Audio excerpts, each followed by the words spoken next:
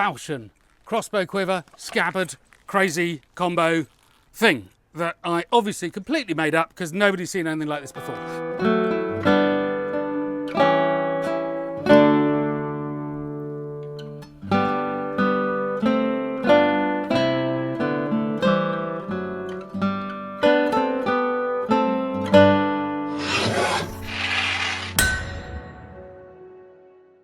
Hi, it's Todd of Todd's Workshop and Todd Cutler here, and today we are going to look at this falchion, crossbow quiver, scabbard, crazy combo thing that I obviously completely made up because nobody's seen anything like this before. I didn't. So, years ago now, I was going through a fantastic chat room site called MyArmory.com. I'll put the link in the notes. We're going to talk about that in a little bit. But actually, MyArmory.com, go check it out. Anyway, and I was going through there, somebody posted up a piece of artwork of a soldier with one of these on his hip. And I looked at it and I thought, well, that can't be real. You know, presumably he's just done it perhaps as a bit of additional soldier's kit, or the artist did it, you know, a bit fanciful. But then other pictures started to come up in a hunting and a military context. Have a look at these. Now you can see from those pictures that it is both military and it's hunting, but you don't get very many bolts in there. Now what I tried to do was to make my bolt box, as my quiver, plausibly as big as I could. So what I did was I made the biggest sword that I could find, the fattest, widest thing. So that was a nice falchion. It's a little bit earlier than those pictures, but nonetheless, I wanted to exaggerate the point here. So I made the bolt box, the quiver, as big as I could reasonably as well. And I managed to get 5 shots in it. 5 shots, not 12 or anything like that. Or indeed, you know, I've got another crossbow quiver here, which is a much more standard size. That has 20 in it, right? I managed to get 5 in this. So that is going to be military. What's this? Really? What is this all about? So I'm going to put it on. I'm going to shoot a bit. We'll go down the range. I'll try and move around a little bit with this. Just see, really, just give you my opinion on what this thing is about. Down the range now with crossbow, falchion, scabbard, quiver, other quiver. So we're just going to, well, see how it feels. I'm going to show you my opinions, really. I mean, I can't do anything more than that. And it doesn't mean that I'm right or wrong. It just means that's what I think. Now, the first thing that I do have to say is you're going to look at that bolt box and you're going to think, well, I could get loads of bolts in there. But of course, these ones, military bolts anyway, are wood-fletched, like that. So they're not feather-fletched. And that means even with the 5 in here, sometimes I'll reach for one and it'll bind a little bit. So I certainly couldn't get more than that in there. This one, I've got 20 in there. No heads on them at the moment, you can see. But it fits 20, no problem at all. So here we go. Let's shoot up, see what I make of it.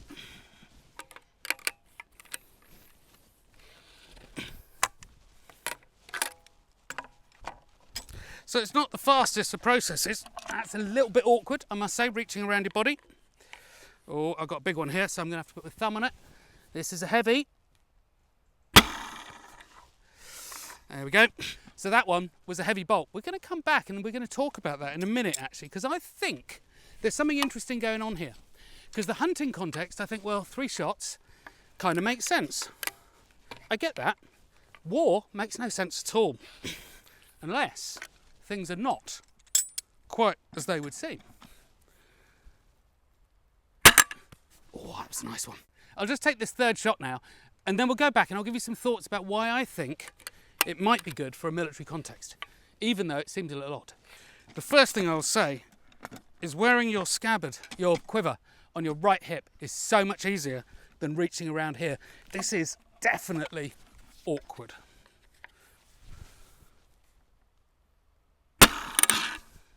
Those first 3 shots were really awkward, sort of reaching around the body with my right hand.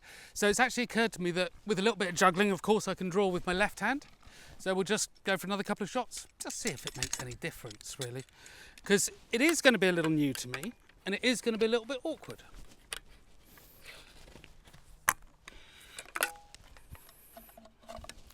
Well, it's a bit of a handful.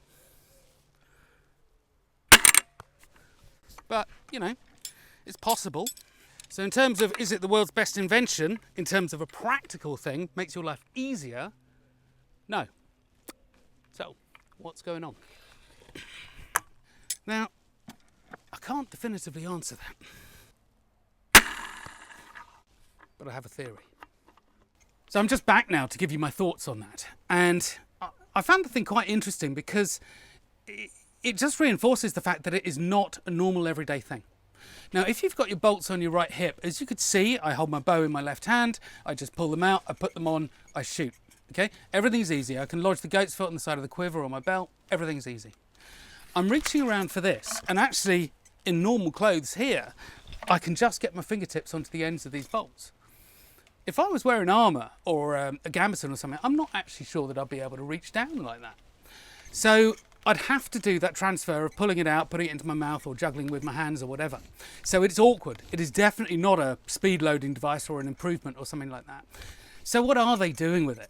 Well, I think that the answer is actually probably relatively simple. But it is a conclusion that I've come to from years of knowledge, of reading, of chatting with people. And I got so much of that through MyArmory. And the reason that I love MyArmory so much is it's been an extraordinary place to hang out for the 16 years that I've been doing it. And I have learnt so much from so many incredibly intelligent people who just know their subject area. But the other thing is the moderation is brilliant. So there's no rudeness, there's no infighting, there's no bitchiness. People are there to talk about this stuff. And that is where I learnt about swords, quivers, scabbards, you know, how to make them, how to tie them, MyArmory, right? Fletched javelins, like these crazy things, MyArmory. Daggers, like this burnware and this rondel here. I learn about them through MyArmory. Shield construction, how thick they should be, what they should be made of. You know, MyArmory. It is the most unbelievable archive. And I guarantee you, if you research something, you will find an entry from a shop, obviously not as good as my ones, but an entry from a shop, Wikipedia, or MyArmory. That's where you find your information from, even if you don't realise it, okay? That archive, that place needs to survive. It's not as vibrant, as buzzy as it used to be because, you know, the internet's changed, Facebook, Instagram, it's all taken over. But it is still there as an archive and it is still going, you know, don't get me wrong. Join up, go and drop them £1, €1, $1, whatever it is. It's PayPal, dead easy. Please, for me, go and do it, right? And we'll just keep the place going for another year, another 5 years. The archive that it is, the knowledge resource there, 18 years of people, intelligent people talking about this stuff. Go and help support it for me, please. Now I've finished my rant, we'll carry on with this. But I did forget to say I have no affiliation with MyArmory. I just love the place. It's just an extraordinary archive that should be funded better, really. So please. What is this about then? Well, the thing is, I think it's quite simple. I really do. As a crossbowman, you're issued with your munition from the Lord, whoever it is, your captain, whatever. And these things are made to a price, they're made relatively cheaply, and they need to go towards the enemy once. That's it, right? But sometimes you want to do a better job, or a different job indeed. And so when you see somebody who is just wearing gambeson, some fool, well, you know, your plate cutter's not going to be so good against it. Your needle bodkins, they're great against gambesons. Well, then you might see somebody who is 100 metres away and they've lifted their visor. Well, you're going to take one of your bolts that you know shoots really well. Nice armour-piercing one there. Going to go for that. You see somebody who's got a great big feathery plume on their hat. Oh, well, he's only 60 metres away. There's a chance you'll get it through his eye slit. I'm going to get another one of my super accurates that I've tested before. And now the guy's getting really close. He's 30 metres away. You've got one shot. You've got to make it count. You get one of your super heavy ones. Again, it's an arm-piercing bodkin, but it's overweight. So just like the crown bolt that I showed you in previous videos, that packs even more of a punch, maybe even half the energy again. And that might be what saves you, what turns the day. So I think this is not regular issued bolts. This is the crossbowman's special reserve for special functions. So you'll still have that on the other hip, but in war, that's what you want. A little bit of extra. Anyway, thank you very much. Quivers, scabbards, whopping big falchion. Might do a film on this one some point. And, well, MyArmory. Go visit. Amazing place.